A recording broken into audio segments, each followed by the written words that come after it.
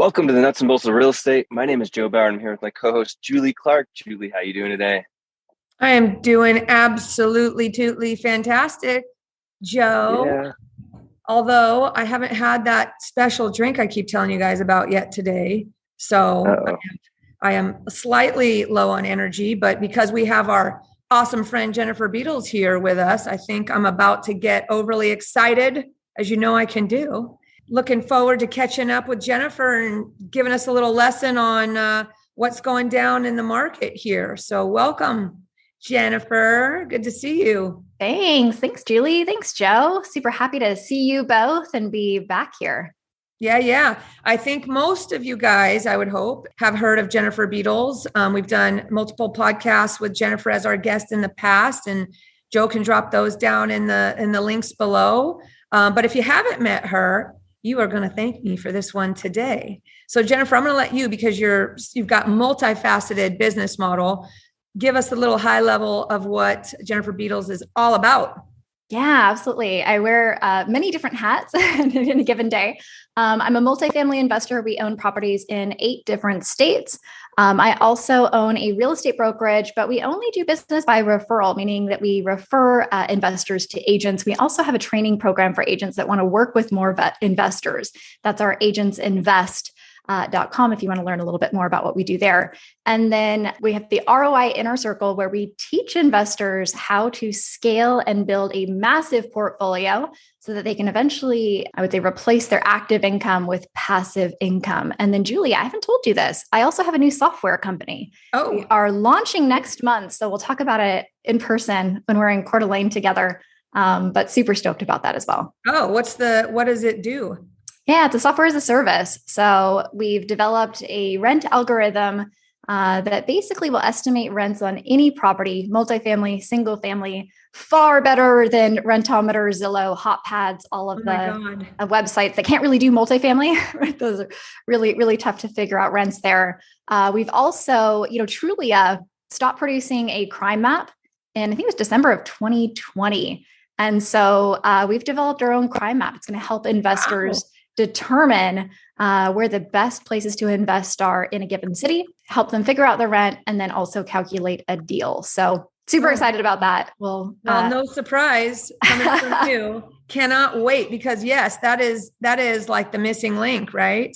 In the market that's complicated.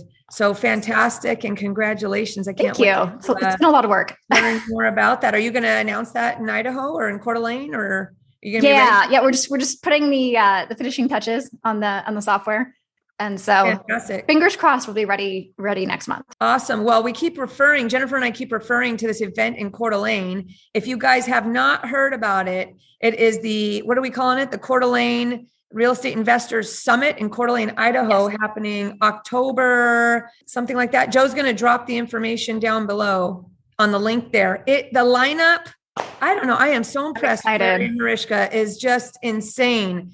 If you want to meet other agents, investors, property managers, or whatever in the Pacific Northwest or in Eastern Washington, you grow your business across the mountains there. What an event to get to network and do that with people coming out of the Tri-Cities and Spokane and probably Oregon, Idaho, and all these places. We're not going to touch on the details to that there, but it's an insane lineup, and you guys are going to walk away with so much information. You have you just can't lose, right? If you take action from that event. So hope to see you there. Jennifer and I will both be there, and we are both guests speaking at that event. So more on that below, but let's jump into it. So today I was thinking, hey, market shifted, interest rates are up, rents maybe are up, you'll tell us, and things have shifted in the market. And we want to check in with our numero uno person that is on top of all that stuff and go straight to the source, Miss Jennifer Beadles, on what's going on, what she's up to. Has she gotten more aggressive? Did she, make sure she refinanced? What if people still have to refinance right now or get out of one of their bridge loans or something like that?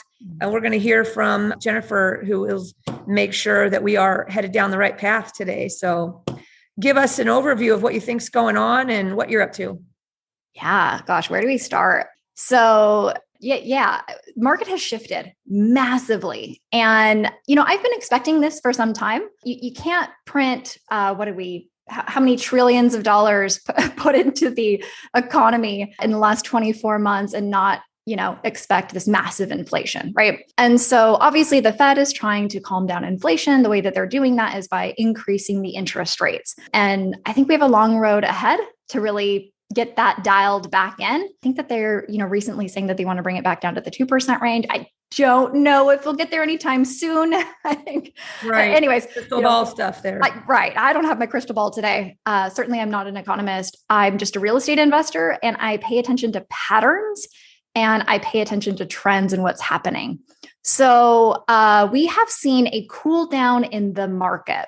And I'm kind of talking from the perspective as a multifamily investor. I don't invest in residential properties. I don't invest in single family homes. So there's a big difference between cool down on what? Activity or yes. Yep. Sales? Activity, demand. I think a lot of investors that have gotten in the past 2 years. If you were an investor that got in 2020, you've had a great run. You probably look like a genius. The last 2 years, your properties have gone up. Depending on where you've invested, 20, 30% maybe. Rents have gone up. I think the average, across the United States is like 13%, right? So everyone has looked good in the last 2 years. But the thing is, again, if you've just recently gotten started, then you don't know what a market shift feels and looks like. And so a lot of those people that have gotten in have now pulled back, which means that the experienced investors who know how to take advantage of these market shifts, they've come back. Right. So of course, I've still been buying in the last 24 months. I'm always buying. I don't care what the economy is doing. There are always deals in every single market. There's always a way that you can take advantage of whatever market shift we're in. But I've gotten very aggressive. And so what we're seeing right now, I'm making probably 3 to 4 offers a week. And I would say most of those are considerably less than their asking price. Are they listed properties you're making offers on, or just all of the above? All of the above. All of the above. I have one I'm working on right now. It's a 23 unit. I think they started at $2.5 million. They bought it for 1.5 a year ago. So they started at 2.5. They were expecting to make a cool $1 million by doing nothing to this apartment complex. And question for you. I don't know the answer on, but on the residential side, because I'm a residential broker as well as a multifamily owner as well. But when I see something like that, I look at, well, I guess it's not, because I don't think since it's not a primary residence or something, my first thought was, are any of those loans assumable? Sure. But probably not, because they're investment property loans. No. Right? Oh, absolutely. Commercial loans are absolutely assumable, right? So you have to qualify. The only downside is it depends on when the note originated. Yeah. Because if they're selling it for so much of a higher price, then you're going to be buying in at like 50 LTV, which really isn't efficient. Right. So sure, you might be able to get a, 3.5% commercial note that has a couple of years left on it. But if there's a big difference between what they're selling it for, which is what that note value is, then you're going to have a big raise, right? There's a big difference in capital or down payment that you need to bring in order to do that. So you can get pretty creative with that. Mm-hmm. What if they've owned it a long time and they just refinanced it? You know what I mean? Like, you're looking for 20% for sure down, right? So that's the kind of stuff I'm paying attention to that nobody's talking about on the residential side. And that makes me different, right? Because I'm able to, that's a thought that crosses my mind. If I'm like, just because they've owned the property a long time doesn't mean that they didn't refinance up to 80% or something when the rates were low, and maybe there's an opportunity there. I don't know. It's always the first question you should ask, right? Do they have an assumable mortgage? What is the current the balance, right? Exactly. So, are you guys seeing more sellers? Are you able to lean on sellers like, hey, rates are high, this ain't happening, we need some seller financing, and that they're saying yes more easily right now due to that, or not? Yeah, we're seeing some of it. It's really deal dependent. A lot of sellers that we're seeing right now are tired landlords, or they're looking to retire. And so, it kind of depends. I'm seeing a lot more sellers that are just wanting to put capital in the bank right now. They're wanting to get liquid for whatever reason. Obviously, that's not tax efficient. They'd be, making a lot more if they offered seller financing. But I'm seeing those conversations happening more regularly right now, and conversations related to creative financing as well. Absolutely. So when you're making your aggressive offers right now, are you offering 3 options or are you just, Yes. Gotcha. And what 3 options are those? Yeah. So typically it's an offer that's like, this is what we're going to finance with. Typically we're doing a bridge loan, depending on if the property is stabilized or if it's value add. Number 2 would be some kind of creative financing. Either we'll do a subject to, a wrap, or a seller finance. Option 3, we've actually had some sellers that have been interested in partnering and, taking some basically seller proceeds and reinvesting in the down payment. That's another really interesting way that you can do it. But yeah, I have like, I don't know, maybe 11 to 14 different options that I kind of run through with every property. Have you ever thought about a master lease? Yes, a master lease option could work as well. Yeah. Or lease Super option. cool. I've done lease option before. Love that is super cool, right? Yes. Like I guess in an apartment, a lease option would be a master lease, right? Well, a lease option would be, basically you have the option agreement, the purchase and sale agreement, and a lease agreement similar to a master lease with that sublet. So you can do it that way for sure. Right. Or you can just, typically in a master lease, there's not like a predetermined purchase price. You basically just have a master lease on the property. So you're kind of taking over, I guess, quote unquote, like operations, similar to how a hotel would operate. Oh, a lot of options right now. So many options. So much fun. It's really exciting. Yeah. But right now we're seeing, on the commercial side, they're not necessarily reducing their prices, but a lot of the agents will say, give me an offer. Yeah. Any offer we'll consider. And so it's interesting. So residential, I feel like there's more willingness to reduce the price to generate buyer activity, things like that. On the commercial side, again, not so much. So on that 23 unit deal, they were at 2.5. They dropped it to 2.2. I'm going to be making an offer at 1.7. And there's a high probability that they'll take that. Right. And are those like that group right there, they're wanting to cash out and put money in the bank? Or because sometimes I think like I have just got a 7 unit as a broker I've been working on for 1.5 years in West Seattle, big one, a big, really good one here for street cred under contract. And the incentive was that we were able to find the place where she's not doing a 1031, but just found she lived in the building. And because the market has shifted, guys, we were able to make a contingent offer for her on her next resident, because those mom and pops that live in the building, your world just opened up and you can entice them with, hey, deferred maintenance or whatever, let's get you out of there in this nice clean place. And we can do that on a contingent offer now. And that's what we've been able to do after 1.5 years because the market pivoted. Boop, boop, love that stuff. You guys, like, I like the creative nature of like reverse engineering how to have those conversations, which is my whole hot topic these days. I call it how to speak modern real estate, which is what I'm going to be speaking about in Coeur d'Alene. And that applies I'm a broker, but I'm an investor. I own apartments. It applies to everyone, all investors of any type, all wholesalers, everybody.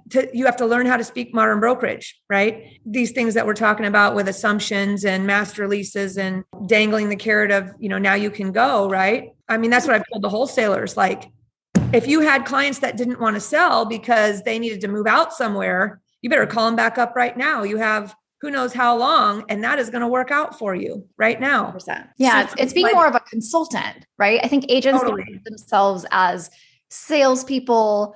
You put a sign in the yard, you throw some photos up on the MLS, you field a couple calls, and your job is done. In today's market, in this shift, you have to be more of a problem solver. Your point, Julie, means that you need to come up with creative solutions to your clients' problems. And here's the thing, you don't have to be the expert at those solutions. You just have to have your hybrid team in place that that those exist and who to call for that. I'll call hybrid partnership for that situation to help you get through it or whatever, right? We don't all need to be experts at everything. We just need to know who is. Agreed. Right? I'm so excited. So is the market, so you're in 8 different states, you said. Has any of them dropped off your list or have any states added to your list? And why are you picking those 8 states? Sure. So I don't invest in Washington State anymore. It's a very unpopular opinion. Don't say any deals. No. Understood. Right. Well, yeah. I mean, just cap rates don't make sense. Can't meet my debt coverage ratio for commercial loans. Became a very unfriendly place to do business as a landlord. So to answer your other question, why am I in the states that I'm in? It's because they're landlord friendly. Yeah. It's easy for me to transact and do business in these states because I'm able to hit the returns that I'm after. I'm able to find nicer, newer properties, B-class properties in B-class areas, places where tenants are moving to, where they want to live. Just, again, a lot of reasons for investing in these states. Hey guys, it's Julie here with a quick break from the show to discuss an opportunity some of you may have interest in, which is to work more closely with me. On almost a daily basis, I get calls from investors and brokers, both new and experienced, asking me for guidance or advice. I love helping you guys out, and it keeps me on my toes too. So with that said, I wanted to let you know that I have a private broker coaching community called the VIP Education Community. And the best part is that it's 100% free. That's right, it's free to join. So whether you're a traditional broker or a broker investor, my VIP education community offers personalized one-on-one coaching from not just me, but also from my experienced broker friends with expertise in all disciplines of real estate and real estate investing. We'll teach and share our modern marketing strategies, our tech and lead generation resources, plus teach you how to identify or offer up opportunities for yourself or for your clients using techniques such as seller financing, lease options, land entitlement deals, BRRRR investing, flipping, multifamily or commercial coaching, whatever you like. We've got it all covered for you. The future of real estate is changing fast, and to stay in the game, it's time to learn about all the options you can offer your buyer and seller clients, as well as, if you want, learn how to use those skills to grow your own real estate portfolio. If you'd like more details about joining my VIP education community, reach out to me at julie@seattleinvestorsclub.com or text me at 206-910-2985 or just send me a Facebook message. My new favorite phrase is community equals confidence. So let's navigate the future of real estate together. Now, back to the show. Are you buying purely value add, or are you just going cash flow? You don't need to make a bunch of improvements if it hits your number. Yeah, most of the time we're looking at value add. However, sometimes we get into deals and we just go in there and improve the rents. Yeah. And that does it. So my husband just got back. He flew out to Michigan, then drove to Kentucky, then drove to St. Louis and just came back. So he visited 3 different states we own properties in. And we bought this 7-unit in December of last year, so 2021. And we were expecting to so it was about like $12,000 a unit to get the rents from $750, $800 to about $1,200. Yeah. And our property, so that was our value add strategy. And the building was we bought it for $775. We were expecting it to be worth over $1 million. We went in and the property manager said, it's wintertime, right? In Michigan. So she said, yeah, let's not kick everybody out. Let's just increase the rent. So we improved the rents to about $900 a unit. Everybody stayed, everybody paid. There you Yes, go. We're still under market. Right. But now I think taking our, like cap rate approach, it's like worth, I don't know, like $950 or something like that. So sometimes that works too. And what I think are cap rates out in the Midwest like that in Kentucky and these places? What are cap rates? Yeah. Well, so these are B-class assets, right? So these are nice properties, anywhere from 6.25, 6.5. Okay. Yeah. We can improve that to getting them to be, an 8, 8.5, 9, sometimes even. Do you have higher. an analysis that you do where you're going to buy it at a higher cap because it needs a value add situation, right? Yes. So you might buy it at an 8 cap. Do you have a rule of thumb that you then want to make sure that you're going to have like a cap rate spread of a point or something, 1.5? Do you get what I'm saying? Once it's stabilized, the cap rate will go down. Of course. Right? Yes. So you're buying on is to always buy at a high cap and sell at a low cap. Okay. Right? Right. And do you look at that? Like, do you look like I got at least a point spread there, or is that you just have more detail on your numbers and you're not? Yeah. Yeah. So, I look at the potential exit cap and I'm also very conservative. So typically I use the same entry cap or even, maybe a little bit higher as my exit cap. So if I'm buying in at a 6.25, then I'm going to assume that I could probably sell at 6.25. Right. So assuming that the market doesn't improve, the demand for investment properties doesn't really go anywhere, but obviously my NOI is going to be so much higher because I'm going to reduce expenses and improve the improve the rent, right? Yeah. Improve the income. So that's a metric that I look at. But I'm What's always debt service coverage running these days? the what? The debt coverage? Debt service coverage. It's going to depend on the market. So in these small submarkets, you might be looking at 1.3. Okay. And, some of these like tier 1 markets, you're going to be like Seattle, right? The debt coverage ratio is, 1.2, right? Yeah. Which is really quite low, right? You're not going to cash flow at a 1.2. And so, a lot of the deals that I'm looking at, our debt coverage ratio is 1.55, 1.7 sometimes, which is obviously, it's conservative, but that's also where you get the cash flow, right? And this is even underwriting with the higher rates. So a year ago, we could get bridge debt for maybe, I don't know, 5.25. Yeah. Right now we're paying 7, right? Yeah. But we're underwriting at a stabilized, maybe like 5.5, almost even 6%. And these deals are still making sense. How long is the term on your bridge loan? Yeah, it's usually going to be 24 months, 12 to 24 months, interest only. Yeah. So that's our stabilization period. So are you still thinking about interest rate risk going forward, increasing still on your stable refis? Oh, absolutely. Yeah. Absolutely. What are you building on that right now? Like, so you're at what, 7 or something? Well, you're on your bridge at 7, but your stabilized rate would be what these days? I think right now, it depends on the bank. It depends on the loan size. Depends on the area. I would say that most deals, you're looking at maybe 5.5. I've also done some floats lately. Okay. So, the banks are using the SOFR index now. And I don't know what SOFR is today. Obviously, they recently went up because the Fed did another rate increase. And so the banks will do a margin, right? So they'll do SOFR plus a margin. Yeah. So I bought a 14 unit, I guess it was in June. And I chose to go with the float, which had no prepay versus the fixed rate. So I could have got a fixed rate at that time at 5.25. I went with the float. My float rate right now is 4.3. So that's another option, right? So it's really going to depend on the deal. So that deal, it's 100% occupied. The rents are low. All we have to do, I think we have 3 units out of the 14 that need to be renovated. Everyone else just needs a slight rent bump. We're talking $25-$50 a month. And so probably into next year, after we do that slight rent bump, we'll refinance if the rates are where we want them to be. If not, I'll just stay on the float. I have no prepay. I can secure that refinance whenever I want to, probably get 85% of my initial investment back, and then lock that in and then just hold for 10 years. So exciting, guys. It's so exciting. So you're still buying in the same 8 states, or have you added on any more? Yeah. So Ohio is a new state for Kentucky, our deal is, it's interesting. It's in the Cincinnati MSA, but it's on the Kentucky side. And so we're really heavy into Ohio right now. Love Michigan, love Missouri. We've got some deals going there. Tennessee is a fan favorite. I've been in Tennessee for a couple of years. It's working really good there. But I'm always looking weather. Do you worry about markets that have hurricanes? And or you just get insurance and say, well, that's what insurance is for. I've avoided Florida for that reason. Mm-hmm. I know, again, unpopular and flooding, Yeah. But it's really difficult. There's certain areas in Florida where the insurance providers have just pulled back and they say, we won't insure in these areas.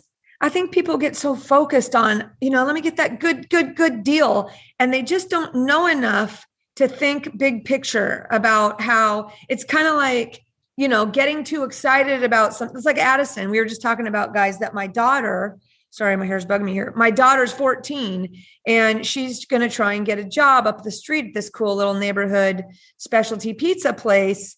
And I said, she's like, I want to make money. I want to be the first of my friends to get a job. And I said, that's all good, but you're going to have a job, that means you have to go there. It's not cool after about a month, right? That means you're just slogging. And the point being that I think people get so focused on, let me get that deal, that they don't realize that long-term management is much bigger than, is a factor that needs to be considered. Don't buy in war zones, right?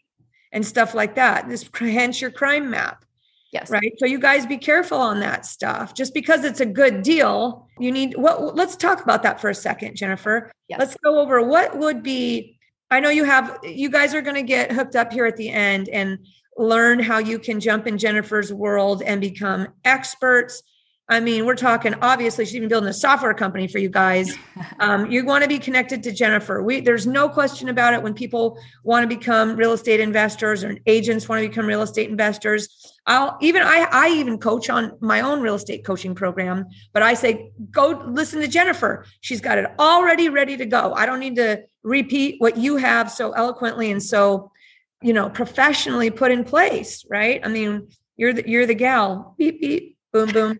So Thanks, makes Julie. my life easy, right? Just kick them over to you. But what would you say when you are the top 3 or 5 things that people want to check, employment or whatever on a market that they want to invest in? And this is part of all her masterminds and education, but we're giving you guys a little special. Yeah, absolutely. So you want to be investing in areas where the population is increasing, not declining.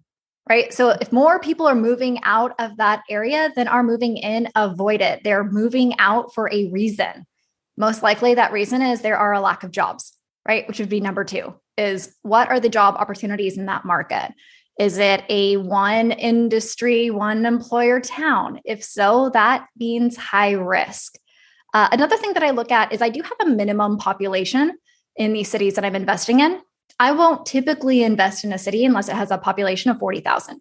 Of course, a population of 40,000 that is increasing, not declining over the last couple of years with some, basically multiple industries, job opportunities, things like that. That reminds me of Ryan Gibson's storage due diligence stuff, right? So not yes. only are we looking at how many employers or how many people live there, the population, but do you also look, that's where my brain goes, how many units are in town for that exist already for that population? Is there a oversupply or an undersupply of the units? Not just the population, but could be 40,000 and there's, I don't know what percentage of them rent. This is all demographic stuff. And then, yes. I mean, you probably go deep on, we're just covering the surface here, guys, but there's some super fun nerd stuff that can go down deeper on these questions we're talking about. So absolutely. Yeah, I think the absorption rate is really important to look at too. That's probably like secondary. I probably look at that like after I get a deal under contract, just so that I can come up with a good vacancy rate for that market. But yeah, most important is, increasing population, not a one industry town, multiple opportunities for, jobs. I look at wage growth as well.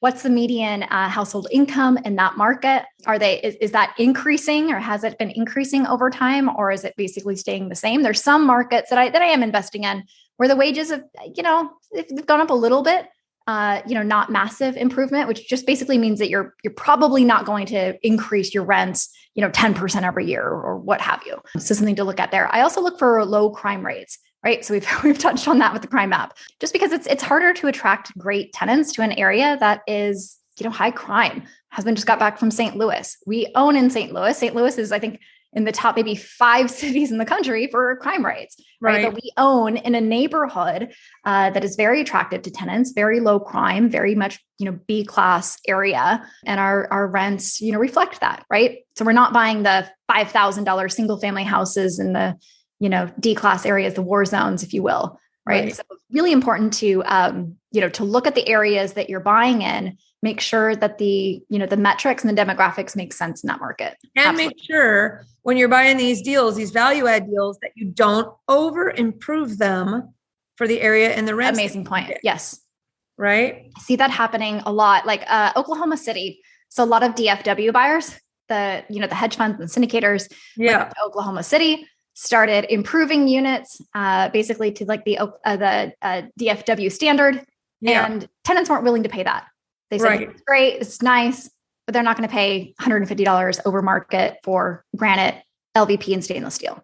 So I think you get investors that are, maybe they graduate from wholesaling and flipping into multifamily, and even the flippers, I always challenge them. I'm like, they just want their product and they want to do the work and they want it to look beautiful, right?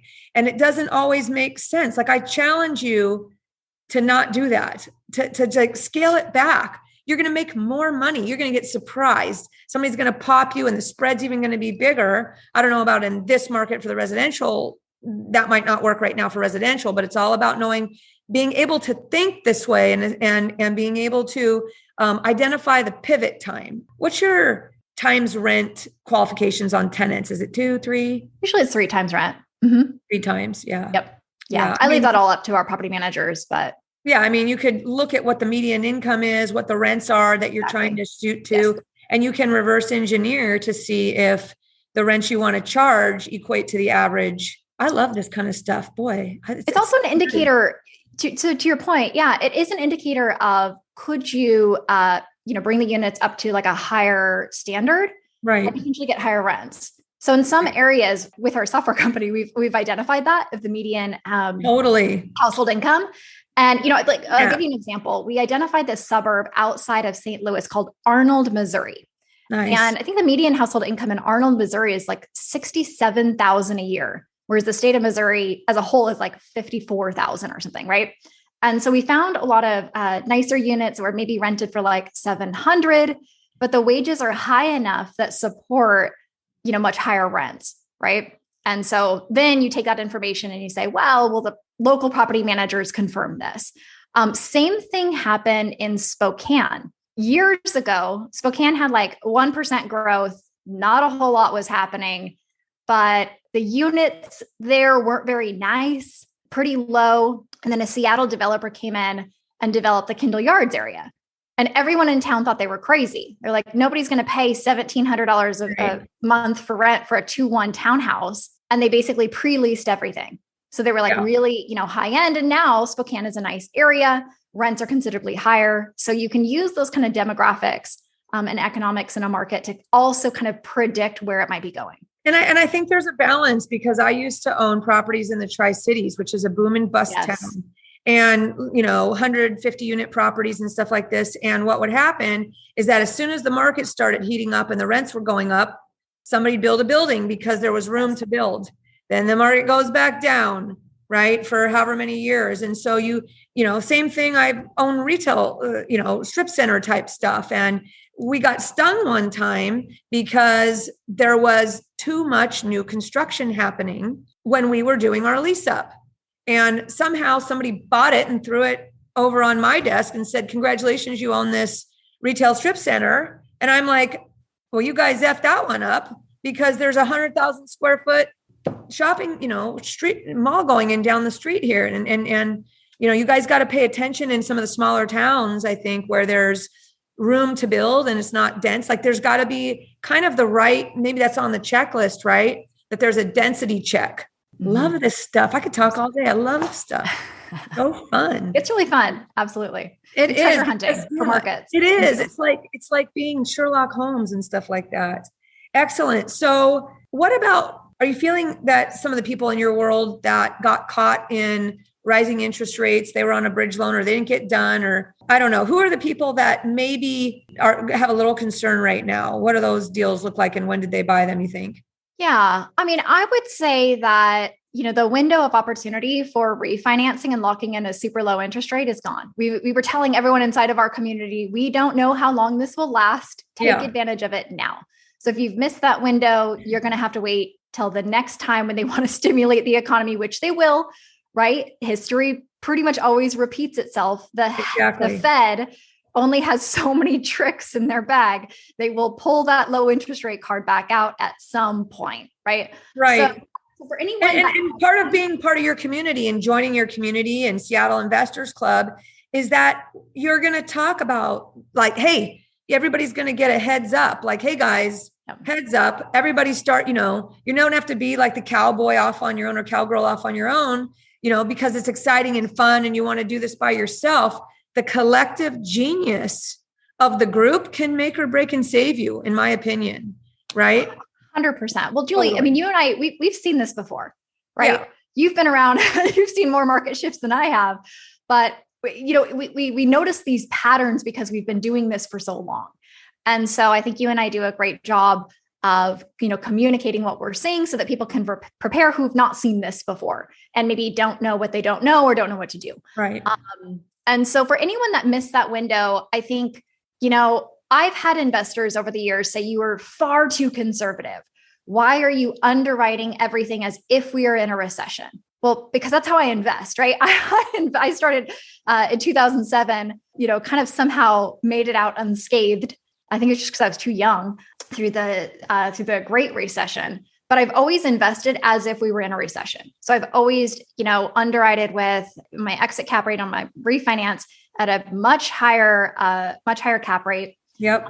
Much higher interest rates. And so I think some of the syndicators are in deep water. Yeah. They potentially, I just passed on a deal. It was a redevelopment deal.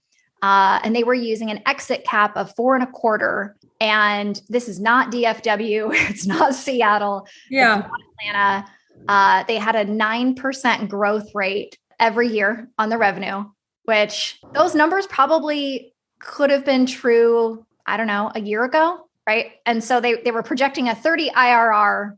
And then when you brought the numbers down to reality, it was like a 13. You know what? I want to talk about syndications. And then I don't know if you feel like saying you have a syndicator you like. I've been looking for an apartment building syndicator to invest with. I'll just say I love Spartan Investment Group, self-storage. Those guys are so anal.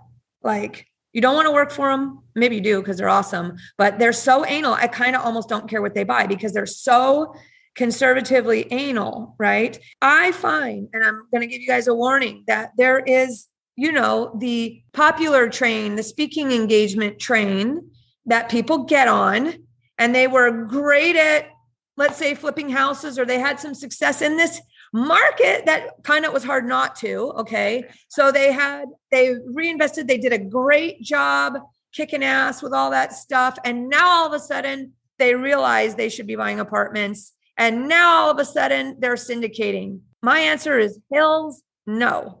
Do not, be very careful. Just because somebody is on a stage talking and they have experience, unless they have, I don't know, 7, 8 deals under their belt. One of the things I would ask them when you're interviewing them is, what is the biggest issue that has ever come up when you owned all these buildings? Like, tell me. And if they're like, no, we got it pretty good, we've managed it forget it. You want to know what effed you guys up and what did you do to recover, right? I mean, I have a deal with Ryan where a tornado came through and blew down our whole, RV park, and they were boom on it in a second, all insured. They were just so on it, right? Like, I don't even care. I don't want to think about it as a passive investor in a syndication. I want to know those guys are on it. I caution you guys, right? What do you think? Questions. Let's do that people should ask syndicators. You got to be, yeah. Well, I think number one is every investor should be putting the time in doing deal analysis and underwriting, because that's how you are going to build that skill set and that skill stack in order to basically, do the things that we're talking about. Yeah. And so when you understand deal analysis, then you can analyze their deals. I think experience is very important, to your point, Julie. Also getting some questions around, yes, what has gone wrong and how did you solve that? Right. No deal, is perfect. There's always things that come up, but you want to make sure that person is like solutions oriented, right? And that they can kind of anticipate on how to solve some of these. I would go into their numbers and what cap rate are they using for the exit cap? What is their, what are they using for their financing terms? Expenses maybe, right? Yes, yeah. Everything. And if they're painting a really rosy picture and they're using, again, a low exit cap rate, unrealistic financing terms, unrealistic pro forma rents, then to me, that indicates they're either inexperienced or they are on purpose making the numbers look better than they would actually perform. Because they don't want to lose their capital partners and they need to place the money. Correct. So I'm with you. I think people need to proceed with caution.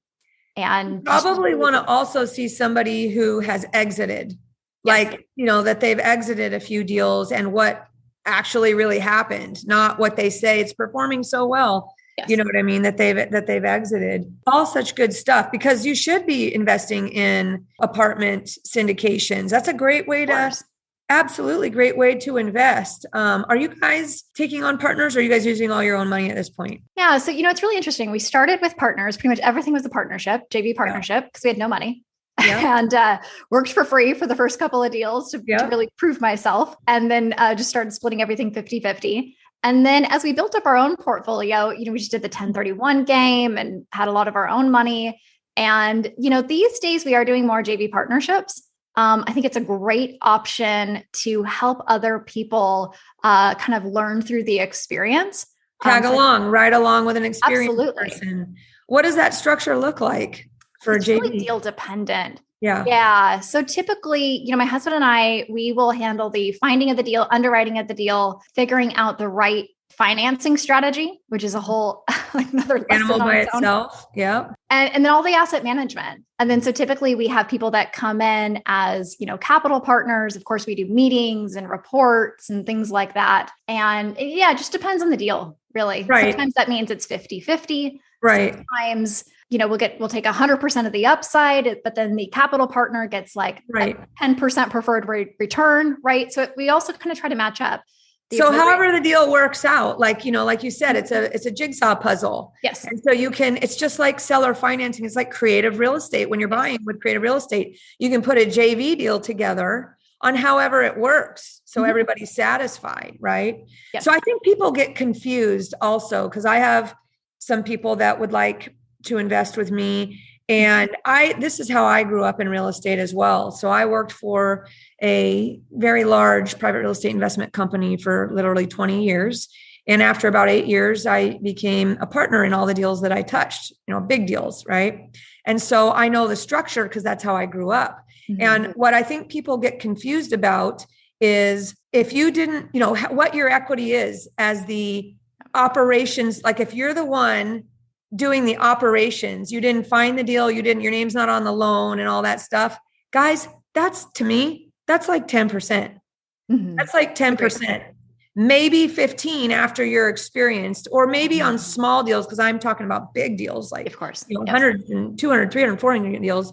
Maybe it can be a little bit more, but remember, whenever you partner with somebody, Jennifer, you speak up here. If you're on a commercial loan and somebody owns, 20% or more? Usually more than 20%, then you're signing on the loan. Yep. Their credit matters. Yep. They can bring down the deal as far as qualifying goes. Yes. Correct? Yes. So does the bank, let's say I was 20% and you were 80% and my credit sucked and yours was good. Is it weighted or is it just a blend and it is the blend of us? Yeah. Well, it also depends on the deal, right? If the debt coverage ratio is really good and you have, and I think it's also kind of how you set up the operating agreement. If it's manager managed and that manager has 80% and there's just another member, right, that has 20%, then I think you can talk to the bank and say look, I am the manager. I own 80%. We don't need to look at this partners. Yeah. I'm experienced. Yeah. And I would say 9 times out of 10, they're going to say, yeah, I agree. That's fine. Right. Because it affects the interest rate also, right? Everything. It affects everything. The terms. It affects everything. Yes. So what the alternative in a nutshell. The alternative is you put that person at 19%. Yeah, right? Exactly. Right. All right. If the bank draws a hard line on the 20, you say, great, we're going to make you 19%. Yeah. And I think I capped out at 17% on those deals. Right. But that's changed my life. Right. That's why I'm staring at 50 boats out here on freaking the water right here. Exactly. You got to do it. You cannot get wealthy off of your job, period. You gotta get in there.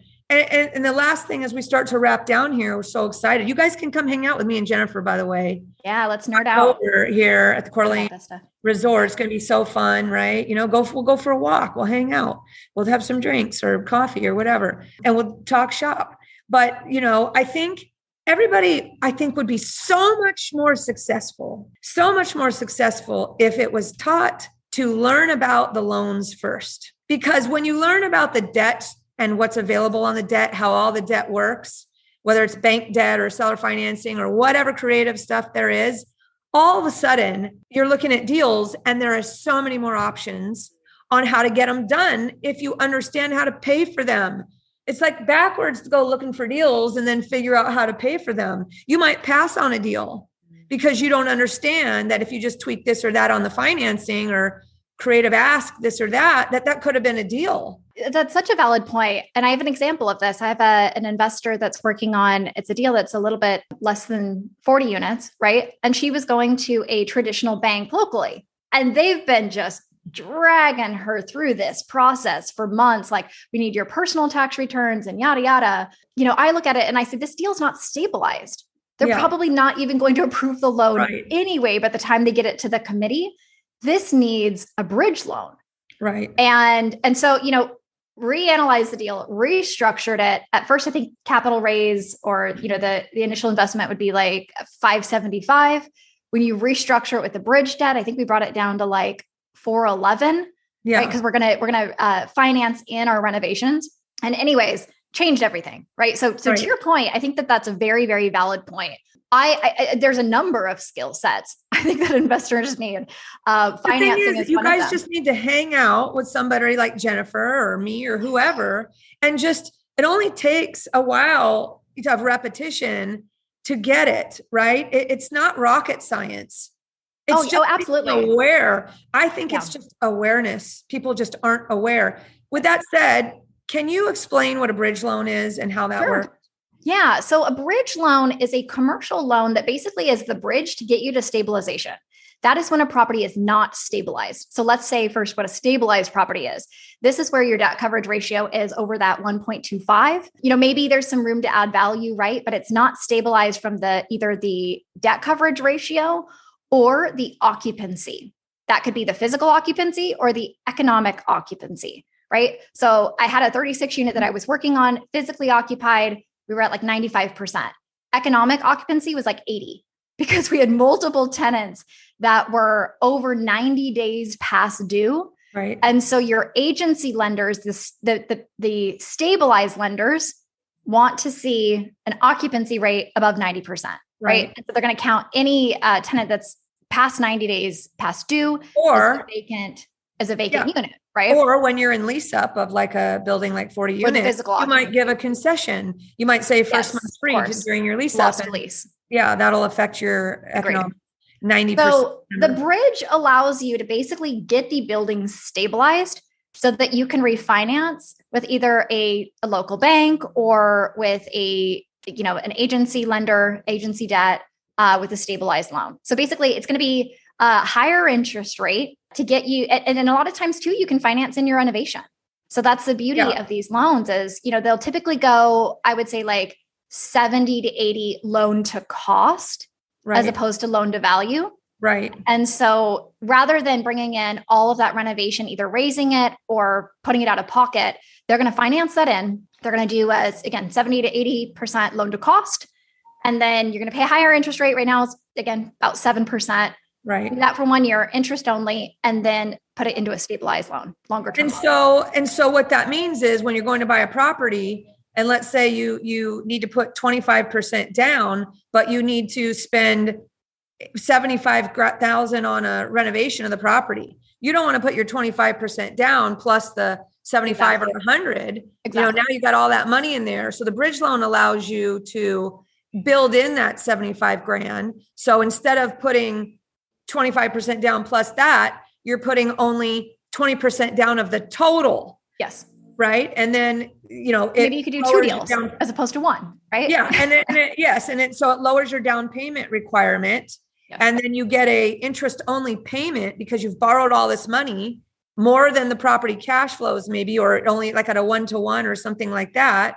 And then your goal is to raise the rents or do whatever your project is to build it up to the 1.25 debt service coverage ratio with 90% economic occupancy and then refinance, right? And pull out as much as you can and go do it again. Yes. That's how it works, right? So you guys need to know this stuff. Do bridge loans allow second lien position? Depends on the lender. Most of the time, no. So that's why you want a JV partner, guys. Yes. So that's why you want the JV partner. Yes. And it can't be that they just loan you the money as a private lender because, or could it, it needs to be more of a partnership. Yeah. They need to play an active role. Active is not necessarily defined, but, talk to your attorney about that. But the difference between the JV and the syndication is the active participation and also the number of investors, right? So wait, say that again. The difference between JV and syndication is the active participation by the smaller investor. Correct. The lower percentage investor. Correct. It's also the number of investors in the deal. Like You probably couldn't, like a 10-person JV deal probably wouldn't fly. I think it'd be really hard to say that 10 different people play an active role, depending on, I guess, depending on the deal, right? Right. And so I think you want to be careful there. You don't want to be selling securities. Right. Accidentally. That gets to the SEC, right. Stuff. Right. So, correct. I mean, the best thing, honestly, like me, I've got my VIP education community and we're like, let's go buy some apartments together. Right. And just get with your friends and pull your money together. And, I said, okay, you guys go find it. I'll put the down payment money. I don't want to run it. You guys run it. I'll provide the asset management and you guys got to fly down there and all this other stuff. And so, those types of deals. What do you think of the Las Vegas market, by the way? Yeah, I think it's interesting. There's a lot of inward population migration to that market. Some job diversification, non-income tax state, right? So there's a lot of things going for it. There's one on the list, non-income tax state. Is that on your list of your 8 states? Yeah, I mean, it's important. I wouldn't say that it's in the top 5, top 10.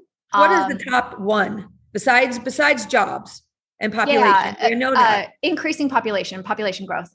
And beyond that, what is it? Is it landlord friendly? Yeah, so landlord friendly, I would say, is in the top 5 for sure. But it's population growth, job diversification, low crime, and then it's just the numbers just have to make sense too. Right. So Washington. Let's define what landlord friendly means for people. Yeah. Well, so it probably means something a little bit different to me than anyone else, or another investor. But yeah, for me, so landlord friendly means that, the eviction laws are such that I can enforce my lease. Let's just say that, right?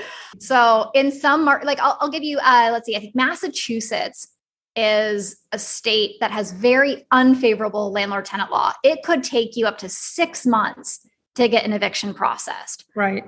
There's certain municipalities, right? I've kind of stayed out of the, yeah. So St. Paul, Minnesota has one of the strictest landlord laws in the entire country. It's even worse than Seattle and worse than Portland. And they have this, rent control, but it stays with the unit, not with the tenant. Right. And so that's terrible. Right. It is terrible, right? I mean, you wouldn't have the government go tell a plumber, you can only charge so much. You can only charge so much for your plumbing business or your materials or whatever. But, for some reason in certain municipalities, the cities decide that it's on them or it's their responsibility to dictate the laws.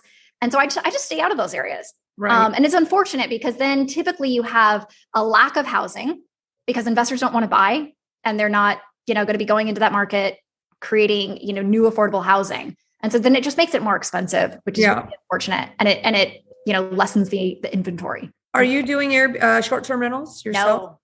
No. Okay. Why? That is not in my wheelhouse. I do not want to, I have some strong opinions on short-term rentals. It's just not my wheelhouse. Yeah. Stay in your lane. Stay in my lane. What about allowing some of your units at some of your bigger properties? Maybe it doesn't work because of where they're located and it doesn't fit, but the whole corporate housing, like Oakwood or whatever, right? Have you ever thought about that to allow them to take 20% of the units and you charge the premium? And yeah, I mean, I think midterm rentals can make a lot of sense. Again, I want to be an asset manager, not an operator. Yeah. So I want to have no part in the operations. I want to hire the operator. That's my property manager, allow them to do their part and then be the asset manager that just helps out with strategy. But on corporate rentals like that, like Oakwood or whatever, don't they run the whole thing, right? You're just signing. Yeah. I'm not familiar with Oakwood or what that looks like. Okay. Yeah. I think it's an interesting concept. We have a couple rentals that probably could work for that. Not every area, right, is going to work for that.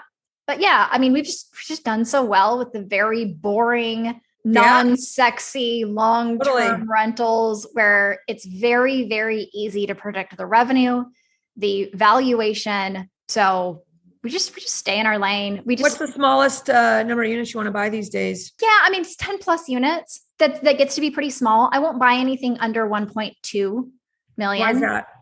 It's just hard to get loans. It's so, and this is going to sound little backwards, but it's so much easier to get loans that are a loan amount of at least $1 million. It's just, you can do non-recourse, you have better terms. It's just, let's cover that 1 second. When is something recourse versus non-recourse? Like when can you get away from that? And that means that you're personally guaranteeing on the loan versus you're not. That's what correct. Now there's some standard carve outs, right? I mean, if you what is it, like fraud or environmental? Right. There's some standard carve outs there. But for the most part, I think if you're in residential, those are all recourse loans. Under 4 units and under, your recourse. Correct. Yes. And even, I mean, I would say most loans under $1 million, if you go to a local bank on that 7 unit that you were talking about, you go to a local bank, you're probably going to be personally guaranteeing that. Right. Which I mean, honestly, I have no problem with that. I'm confident in my ability to operate the asset. No issue. But certainly if the terms are the same and I'm offered the opportunity for a non-recourse loan, I'm going to take it. Right. So I think as you get more and more properties and you get into more like JV deals or syndication, obviously the non-recourse option is more attractive because that doesn't have that personal guarantee. So freaking awesome. We could go on forever, guys, but we got to all manage properties and do some deals, right? And help some other people out. So Jennifer, I love you. You know, it's so fun. Julie. I love these conversations. It is so fun. The takeaway is, guys, there are great deals out there. I am seeing better deals in the last probably 4 or 5 months than I've seen in maybe the last arguably 5 years. But why is that? Is it because interest rates are increasing? Because rents are going up, right? So how does rents going up translate to better deals? Yeah, it's interesting. I think it's the media. So the media is saying seller sentiment. Yes. It's the sentiment. It's like putting the screws to them. Like, I can't pay that. Interest rates are insane right now. Right. And it's, you guys, it's all about the conversation to the conversion all the time, no matter what the market is. Right. So what's the sentiment out there right now? What's the temperature of buyers and sellers? And you got to find the pocket conversation to push towards, what it is that your goals are. Right. And that right now might be interest rates suck. I can't pay that. Right. Mm-hmm. If you want that much, then I need some seller financing, and you just, oh my God, it's so fun. Well, on the commercial side, it's easier. It's like, literally, I can't buy this property because your rents are too low relative to the price. Right. I'm so sorry. There's no emotion. Right. There's no emotion. And it's like, and the brokers know that. I'm like, look, your debt coverage ratio is 1.18. Yeah. I'm not putting 50% down on this deal. You can understand why that wouldn't make sense. Therefore, I can't offer you 1.7, your asking price. I'm at 1.5. And by the way, you need to increase the rents prior to closing so that I can actually close at 1.5. Right. Your coverage ratio is too low. And for you agent investors, you broker investors out there who want to work with buyers and sellers of multifamily properties. If you're a listing agent, like I had a deal where offers are coming in and they're proposing to me, yep, we're going to put 30% down. And I'm like, thank you for your offer. You will never get this through with 30% down. They're like, you're the most unprofessional person I've ever worked with, Julie. Nobody ever doesn't let the deal get signed because you think you've got the loan figured out as the broker ahead of time. I'm like, well, then that I do in my world, I know you cannot get that loan because I know how to underwrite a multifamily property. Right. And therefore my client cannot accept and tie up this property because your loan is not achievable. I said, fine, have your lender call me, right? The lender calls me and I say, hey, the debt service coverage looks like this on the existing rents and blah, blah, blah. I'm like, can you do it there? No. I'm like, exactly. Right. They just don't know. They just don't know. Brokers, after this brokers podcast. Don't know. Yeah. Other brokers don't know, guys. So that makes you, if you get what we're talking about, you learn how to be an underwriting expert, then you're not only a good investor, you can be a broker investor, which is Agents Invest is all about that. We love talking about that. So, all right, well, let's wrap it up. Really? So fun. Yeah. Good stuff. One forever. Poor Joe doesn't even get a word in. Joe is like the smartest guy on the planet because he has to take notes. And he probably is like this secret mastermind, brilliant, because he's always listening to everybody. He gets it all. Me, I can't even remember what we talked about the moment we jump off here. I have to re-listen to even remember what it is because we do so many of these and I talk to so many people. So, we love you, Joe. Thanks, Joe. We love you. We love you. He makes it all happen for sure. All right, guys. Well, that's it. Jennifer, how can people get in your world? Yeah. If you're an investor and you want to learn more about what we talked about today, addictedtoroi.com is our website. If you're an agent and you want to learn more about the investment side of the business, which in my opinion is the best side, go to agentsinvest.com. We'd love to have a conversation. And then soon, next time, I'll drop my SaaS company. Heck yeah. Well, hook us up, Jennifer, when you're ready. We'll do a new podcast on, let you screen share on that and show us how it works. Does that sound good? Good stuff. All right, guys. Well, I think if this is your first time here, thanks for joining us today. I'll remind you, if you like the content, please hit the, whatever you say, the bell or the button or subscribe. Button. I don't know what they call it. That's Joe's. Leave a review too. Yes, please. Guys, to help us continue to drag in the talent like Miss Jennifer Beadles here. Really help. Julie puts out Julie and Joe put out free content every week for you guys. Appreciate it. Best thing you could do is leave them a 5-star review.